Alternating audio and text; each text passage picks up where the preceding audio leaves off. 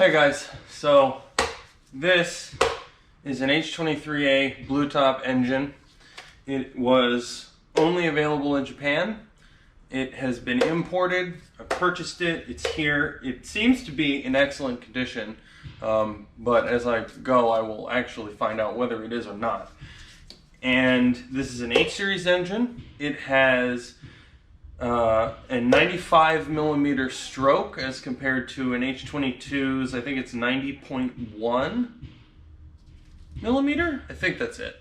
You can look it up. It's easy to find information. And the bore is 87,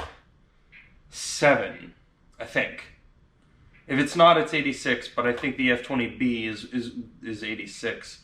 F20B might be 85. Anyway, it's a 2.3 liter. It has a 95 millimeter stroke. It has VTEC. It's got basically an H22 head on it. And the internet has said at times, I've read on forum posts, I did hours of research for actually all of my parts builds and everything, that this did not come with an oil cooler and it does not have oil squirters. Well, it has an oil cooler, the factory coolant oil heat exchanger device, which is actually kind of a neat and good idea, and I'll explain more about that later. So I've yet to see if this actually has oil squirters or not. If it does, hey, cool. If it doesn't, check one for that section of the internet. Although, to be perfectly honest, some of these all H23A blue tops might not be the same. I don't know. Anyway, so I'm going to jack this up, put it on the engine stand, and start taking this apart. The reason why I'm doing this first is because I've already taken some footage for the interior of the car and doing the wiring and all that kind of stuff, but I'm waiting on a couple things in the mail to finish that, and I want to release that all in like a couple of series of videos, you know, in order, that kind of thing. So I'm going to put that on hold for a minute, and I'm going to do this first, and it'll be a little bit of a bouncing around, but I guess you'll get a more well-rounded idea of what I'm doing.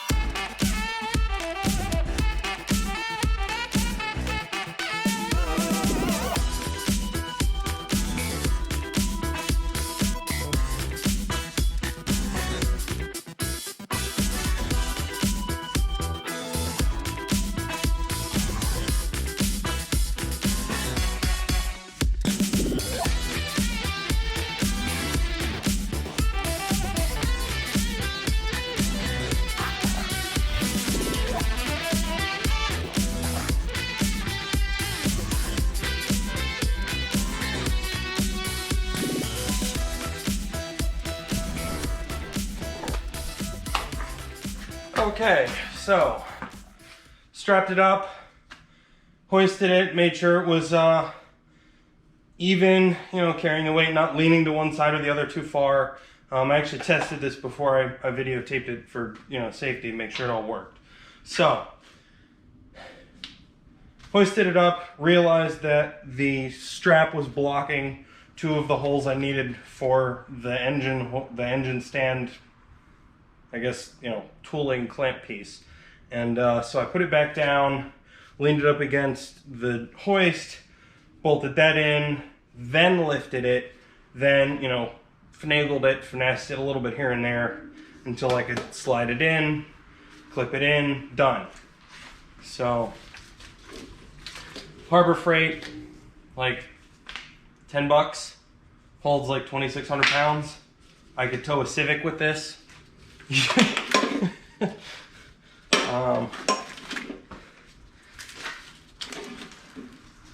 Let's, you know. And then what you gotta do is obviously take it off. And then I'm gonna put the hoist away. But in general, when you do this, it's really, you really kind of probably should have someone else around for safety, because you're hoisting a hunk of metal this is probably 250 pounds with the accessories still on it, stuff like that. It's kind of heavy.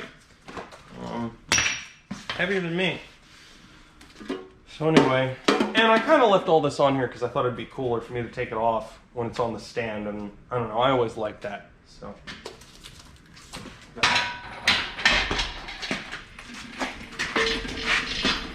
are the wheels. So I'm going to put this away.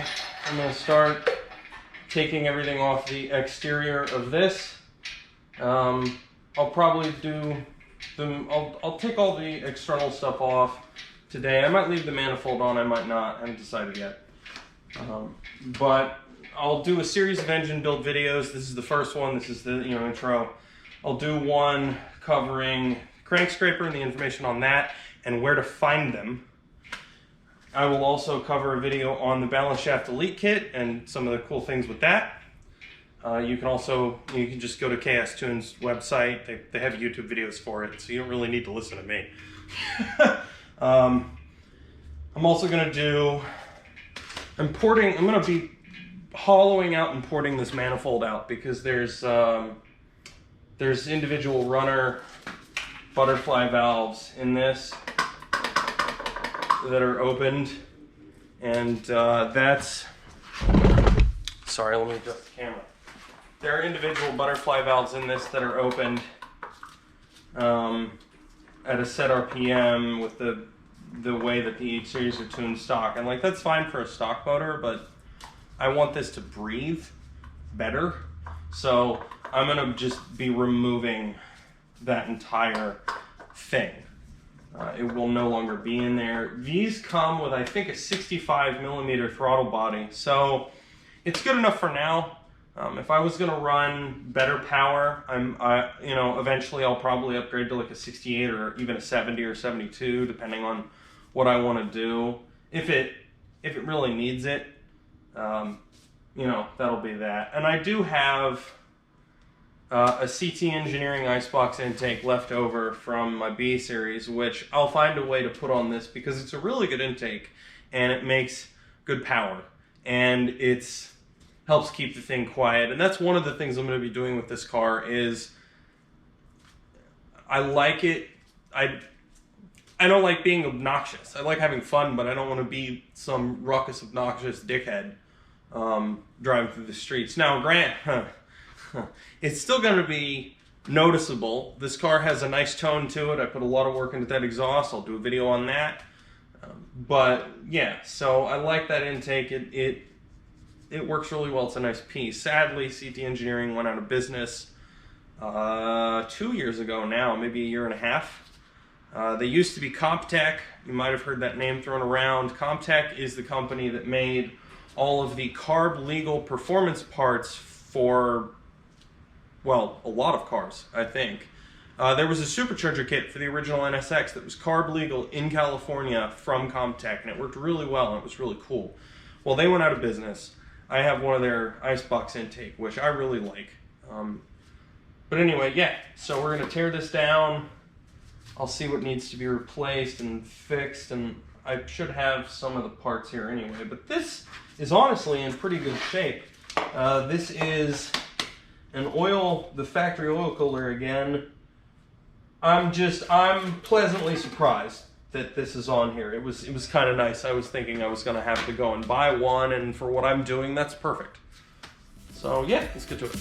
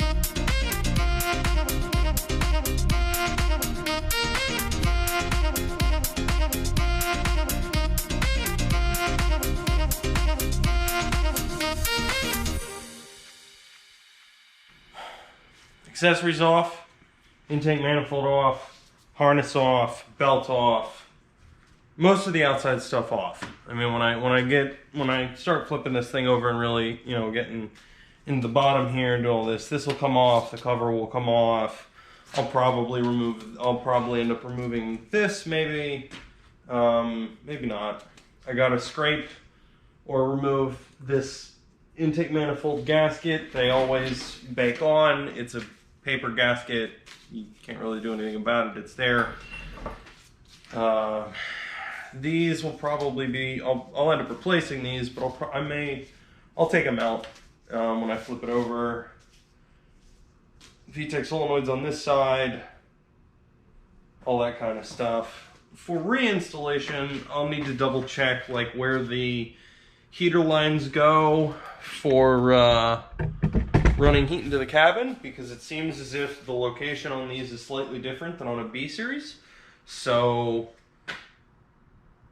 because this is Japanese, this might be to the heater control over here, and it might go into where our driver's side is. So I might have to get a hose to run it over to where it needs to go in a left-hand drive car. Let me remove the camera. Okay. So we have oil filter, stock oil cooler. This is the heater hose outlet, I'm pretty sure. Intake gasket, the housing for the thermostat, wires, dizzy spot. I'll have to remove this and replace it. This looks okay. This one got, I think, broken off in transport probably. That's obviously the hose. Then we have this for the exhaust. This actually looks okay. I might try and clean the ports out a little bit at least. I'll probably look around for another wire clamp. The black thing that ran over here goes to the alternator and other stuff, and I might see if there's another one. Otherwise, I won't really care that much. I'll probably need to get another post for this, or really I'll probably end up just looking for a whole nother mount because I'm not sure where I'm gonna find one of these. That looks like a ground spot there. And again, I'm pleasantly surprised that this is here, because the internet said that they didn't come with one. I'm pretty sure from what I remember reading multiple places, well, it came with one. So either they're not all the same, or they come with them and people just didn't pay attention. Either way, I have one. Now, for a high horsepower build, the stock oil cooler is kind of meh, and it doesn't do that much. It's whatever. But for my purposes, this is going to be NA, and you know, it's not going to be pushing crazy horsepower. It's not going to be boosted for now. This is fine. This cools the oil by running engine coolant through a heat exchanger. It doesn't mix them, obviously, but it tries to keep the oil cooler by using this to cool it, which is nice because then it tries to keep the entire engine at one homogeneous temperature, you know, more so than not, or dumping noticeably cold oil back in, which is good if you're running high temps, but for this it's fine. This mixed with the crank scraper, and I don't know if I'll get... I should probably get eventually a bigger oil pan with baffles and an updated windage tray in it, but for now it'll be the crank scraper, and this will do a good job of keeping the oil in the pan and other things. So there's that. Again, this I'll just have to get another hose and run it over to the stock location and get this off. But otherwise, externally at least, this is in really good shape. Obviously, the ports need some cleaning. They're pretty dirty, but I mean, it's, you know, it's a roughly 20 or so year old engine. I think it has about 58,000 miles on it, maybe 50. I'll get a new belt for it too, timing belt, that kind of thing. But here is everything that I've taken off. So we have the alternator, the air conditioning compressor. This is the bracket for that. This is the bracket for the alternator. We have the spark plug wire cover. The one of these is for coolant. The other is for PCV. Wiring harness, obviously, with the ECU attached, which I'm kind of surprised about. I mean, maybe I shouldn't be. The fuel rail. This is the EGR valve, which B series don't have. This recirculates small amounts of exhaust gases back into the intake to lower intake temperatures at a certain point of running. Depending on how the car's programmed, it could be on startup, warm-up, cruising, you know, whatever. This is part of the vacuum system to control the variable intake runners in the intake manifold. This is pretty dirty. There's a decent bit of carbon buildup, and I'm gonna try and clean this off, and make that look pretty again. You know, why not start as fresh as I can? And then when I really get into it, when I really get into it, I'm going to be taking this apart, which is kind of cool. It's a 2-piece manifold. There's a spacer. Well, it's a 3-piece manifold. There's a spacer in between. gutting the runners, you know, making it a full big manifold in there, which will help some with power. And other than that, there you have it. We have the disassembly. We have, well, not of the whole engine, but the exteriors. Now, of what's to come, I will be doing a video on, I will end up doing multiple videos on converting the intake manifold to, not converting, gutting it and doing that. I will do a video on the crank scraper. I will do a video on the ballast shaft delete kit. I will do a couple other videos with that. There's some other cool stuff that I'm going to have in it that I have not mentioned yet. So we'll get to it. I'll cut myself off. I realize I'm probably talking a bit much. Anyway, if you're interested and you like my videos, you know, stay tuned. I have a lot of pretty cool stuff coming. I think so.